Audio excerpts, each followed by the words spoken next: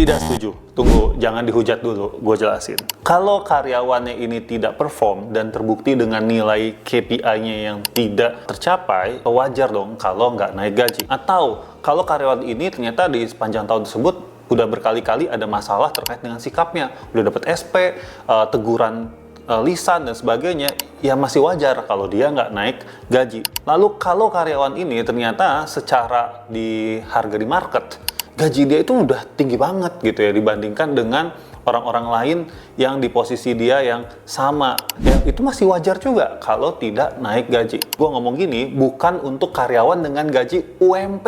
Kalau karyawan dengan gaji UMP, ya kalau UMP-nya naik dan perusahaannya sudah wajib memenuhi syarat untuk harus membayar sesuai UMP, ya berarti harus naik gaji.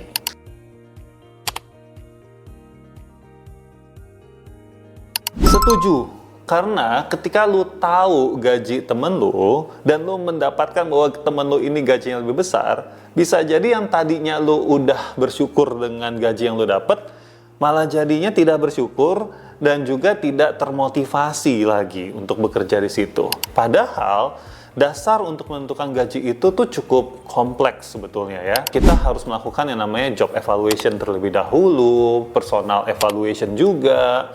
Lalu kita melihat harga di market, termasuk juga kemampuan untuk negosiasi waktu masuk di awal kantor tersebut. Satu posisi itu bisa saja punya range gaji. Misalkan posisi admin, range gajinya 5-6 juta. Artinya, walaupun kamu sesama posisi admin, tapi bisa saja ada yang gajinya 5 juta, ada yang gajinya 5,1, ada yang gajinya 5,5, dan maksimum ada yang gajinya 6 juta. Dan ini hal yang masih wajar. Ya, ini yang disebut dengan salary range. Selama masih ada di salary range, ya perusahaan akan menganggap hal itu wajar.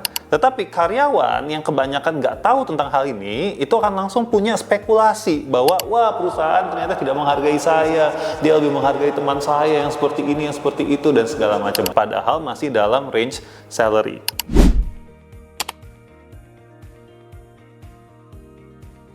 Tidak setuju, karena cara perusahaan untuk menghargai karyawannya itu bisa bermacam-macam. Salah satunya adalah dengan memberikan insentif.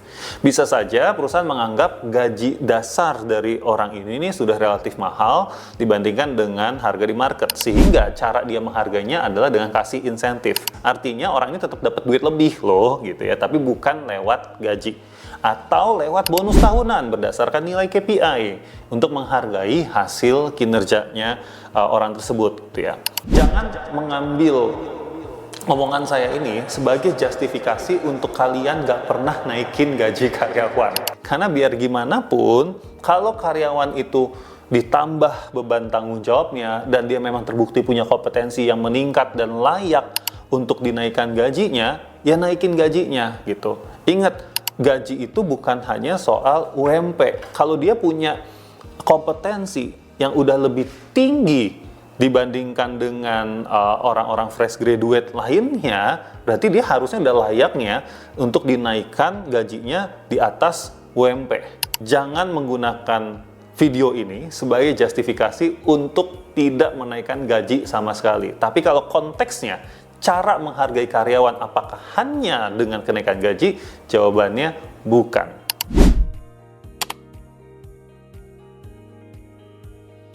Tidak setuju. Karena walaupun posisinya sama, kerjaannya sama, tapi bisa saja kompetensi yang dimiliki ini beda.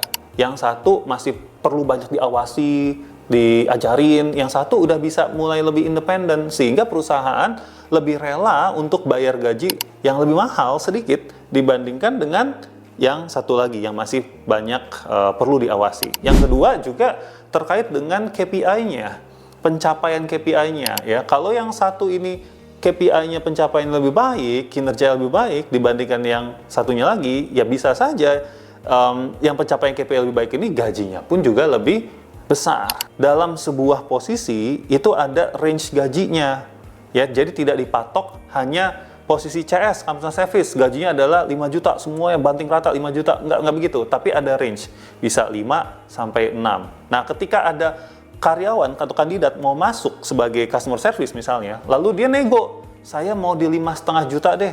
Nah, ini kan masih masuk range, Nah, itu masih nggak apa-apa untuk dikasih 5,5 juta. Lalu ada lagi, satu lagi, yang BU banget butuh uang.